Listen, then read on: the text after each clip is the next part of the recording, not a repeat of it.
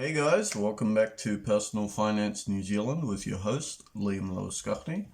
And today we're drinking the, I think it's the Countdown or the Select brand ginger beer.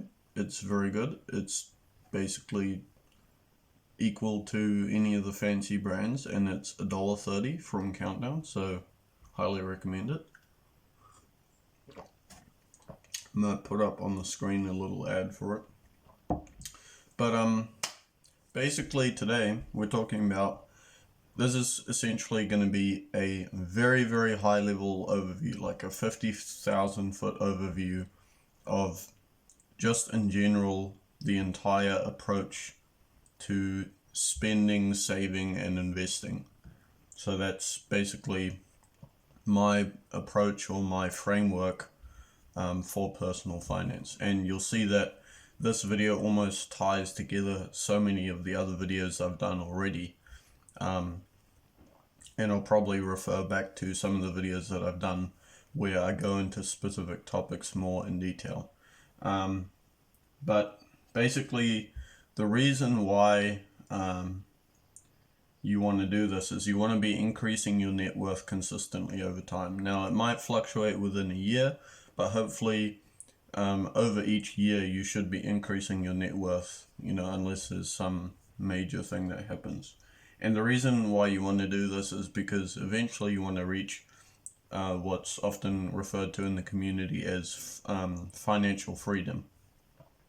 And basically what this means is that your investments produce some sort of income, or they grow fast enough such that if you withdraw that money or you just receive that income that it throws off, that's actually going to be enough to cover your monthly expenses. So essentially you can decide at any point, okay, I don't want to work anymore, or I can't work anymore, and you can just live off your investments. And that's sort of my definition of financial freedom.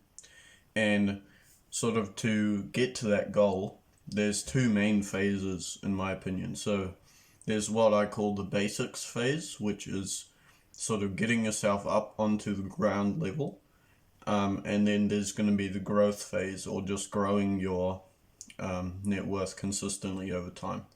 And basically your goal is going to be to watch this video, find out where you are on this, sort of spectrum from the basics to the growth, and sort of work out how you can get to the growth section as quickly as you possibly can. So let's start with the basics phase. So the first thing that you absolutely have to know, and you probably heard it 1,000 times before, is that you must spend less than you earn. I mean, this is so critical because essentially, I don't care if you earn $100,000 a year or $20,000 a year, if you're spending every single dollar that's coming in from your paycheck or whatever, that means you have no positive net income. So if you're earning $100,000 a year and you spend all the way up to that limit, your positive net income is nothing. But if you have someone that earns $30,000 a year and they manage to only spend, $20,000 a year, then their net positive income is $10,000 a year that they can, that's essentially their weapon. They can use that and fire that at whatever they want. So that could be put into savings or investments or whatever it might be. So if you're operating at a deficit every month, that essentially means you're going to end up having to sell your investments, draw from your savings, or take on debt. And obviously none of these are a good thing. And how do you even know if you're operating at a deficit or not? And put simply, you just have to be able to track your spending, know what your income is, know what your expenses are, and work out what that difference is. And I made a video on this. This is actually what my last video was about, and if you want to go watch it, feel free to do that and just work out what your monthly expenses are, what your income is, and find the difference between those two, and hopefully you have a positive number. If you don't have a positive number, you need to do whatever it takes, and I mean whatever it takes, to get to a positive net income. This is so critical because without that weapon, you can't aim at anything. You can't actually put your money to work or make any, meaningful steps forward in terms of your personal finances. So yeah, that's the very first thing. The next thing is the safety net. So essentially what a safety net does is, it's pretty self-explanatory. If your income decreases or your expenses decreases for whatever reason, it could be your car breaks down or you lose your job or something like that, then obviously your positive net income is going to disappear and you may end up with a negative net income for the month or for a couple of months even. So general wisdom is to have about 3 to 6 months of expenses saved up in a bank account that you can access, very quickly. And this gives you time to fix whatever problem, might have occurred. And it also gives you a bit of flexibility if there isn't specifically a problem, to go out and take more risk, quit your job and start a side business for 6 months, and you have that money sitting aside there that you can use if you really need to. And trust me when I say this, it will drastically reduce your stress about money, because if you know that, in the back of your mind you have that money just sitting there, no matter what, if something happens, it's there waiting for you. That's half the battle already won.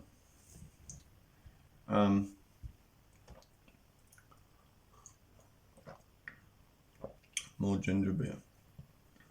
So I just want to quickly talk about, if you want to do some more savings on top of just sort of an emergency fund, you can do this for the purpose of doing big purchases like buying a car or going on a big vacation. And the main reason for this is, this whole basic section is avoiding going backwards or even going into debt.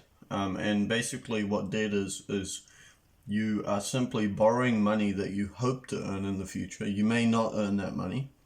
You're borrowing that money and you're bringing it forward, or bring it back rather, to spend it now. So that's essentially what you're doing when you take out debt. And whoever loans you this money is going to charge you for that privilege. So people aren't just going to give you money now and get the same money back later. They want to earn some sort of interest on that. So overall, over your lifetime, if you buy everything with debt and you have to pay interest on all those debt payments, you're going to be ending up paying way more for the same things, whereas you could have just saved up the money you needed and then purchased it. And overall, you're going to save a lot of money that way.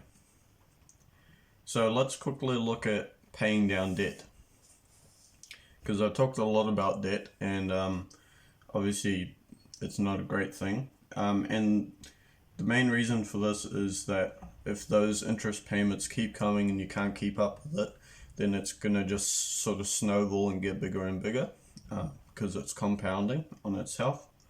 And if you have any sort of consumer debt, overdrafts, credit cards, personal loans, whatever it might be, the interest rates on those debts are actually going to be similar or even higher than what you could potentially earn from, sort of classical investments like the stock market. And that's because, like, if you have a 15% interest rate on some loan that you have, if you put $1 into that, paying down that debt, you're getting a guaranteed rate of return of 15%, essentially. Whereas if you put that same dollar into some investment, maybe it could yield 15%, but it could also not yield 15%, and you could lose that dollar. So really, if you have high interest debt, anywhere from, I would say, even, more than 6-7%, you're probably better off just focusing on trying to pay that down as much as you can before venturing off into sort of other investments. So that's the basics phase. Once you've got, a manageable size of debt, it doesn't have to be all paid off, and especially not if if it's just a mortgage or a student loan which has 0% interest. But if you're sort of managing, you're not spending more than you earn every month, then you're sort of just surviving, but you actually aren't moving forward in any sort of meaningful way.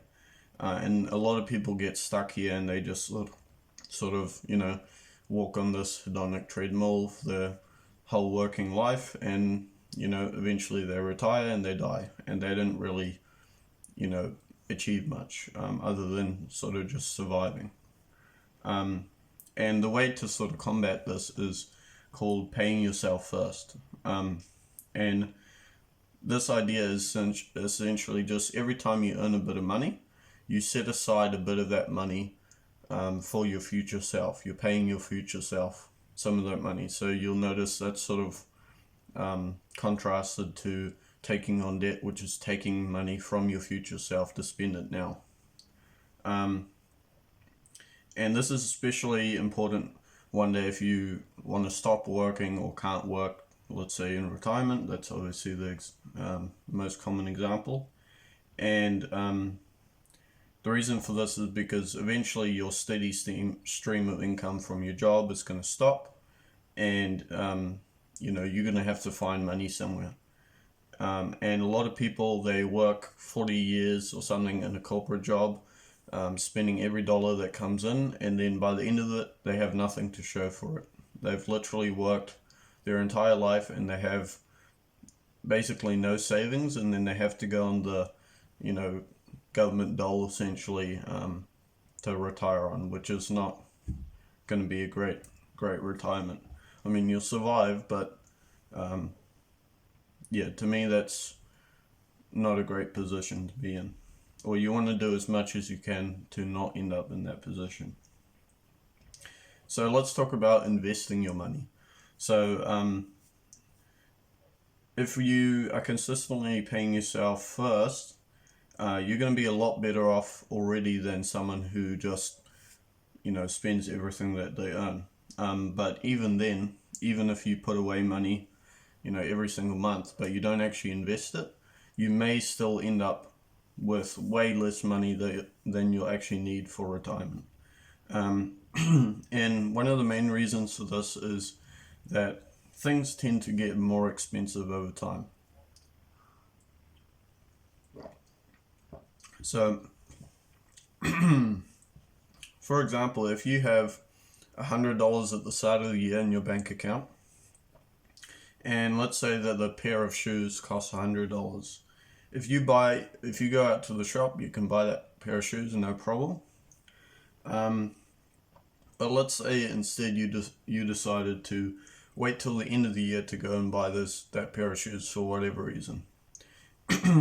Because of this general increase in prices over time, that pair of shoes may have increased in price, or the general price of things have increased by 2%, then that means that pair of shoes will likely cost, let's say, $102. So if you had that $100 in your bank account, and just for the sake of argument, it doesn't earn any interest, then at the end of the year, suddenly you can't actually afford those pair of shoes because you still only have $100, but everything has increased in price by 2% or $2 per $100. So this is this is called inflation, and it's sort of like a secret tax, because governments print money and it dilutes, how many dollars there are, which, reduces the value of each dollar.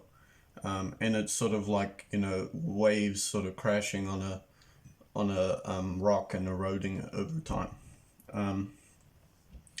And just as another example, if you worked for 40 years, you had an average salary of $50,000 a year, and you were able to save $10,000 a year, you would have about $400,000 by the time you retire if you started at 25 and you went to 65, and then let's say your retirement is 25 years, so you go from 65 to 90, then that means if you just divide it evenly between those 25 years of retirement, you'd have about $16,000 to retire on, which is obviously nowhere near enough, and that's also assuming that either there is no inflation or you're able to invest your money at some sort of investment that keeps up with inflation, or your raises keep up with inflation. So what sort of investments should you be using? So the first one every single New Zealander should be doing is taking full advantage of KiwiSaver, and that means matching your employer at least. That's a dollar for dollar match, 100% guaranteed rate of return, and you want to be making sure you top up at least the minimum threshold for the government contribution, which is going to be 50 cents on every dollar you put in. But you don't want to put more than this, because then you're essentially locking up that money until retirement for no extra benefit. So once you sort of max that out, so that you're matching your employer, getting the government contribution, where else can you put your money to invest? And sort of a very common one, and it's probably the best choice for a vast majority of people, would be the index funds. So this generally yields over the very long term about 7 to 8% per year, and that's before fees and before taxes, but it's also after inflation. So you're getting a 7 to 8% return above the general increase in prices. So that's a good option there, and there are other investments, but I won't really go into that today. And I've got videos on KiwiSaver and index funds to help you choose sort of the best providers and best index funds to choose from New Zealand. So just to wrap up all of that, I know it's been a long video, but just to wrap everything up, what are you doing every single month, just as a practical guide? So essentially what you're going to do is you're going to be paid into your bank account, into your everyday bank account, and then every time you get paid, you want to pay yourself first. You're paying your future self rather than spending money from your future self. And you're going to essentially do this by withdrawing a certain amount automatically every time you get paid into some sort of savings account or even into an investment account. And then, or if you don't have your safety net, your emergency fund yet, you want to be stockpiling that first before anything else, and then you can go to investments. Then at the end of the month, if you find that you have more money than you need for the time period until you next get paid, again, you'd have to track your expenses to know what that is, then you can move anything above that amount also to investment. So essentially you want to put as much as you possibly can afford into investments and savings. And all the while you need to be making sure you're taking full advantage of KiwiSaver, and you want to avoid making big purchases with debt like I've mentioned. And that's, except for buying a house, which is a very specific type of debt. So that's sort of a summary of what you should be doing every month as, practical steps. And I really hope you've enjoyed the video. I hope it taught you a few things and gives you some ideas of generally how to approach personal finance. And I've got plenty of other videos on my channel now talking about some of those specific topics. But yeah, have a great day, and leave any questions you have in the comments. So thanks for watching.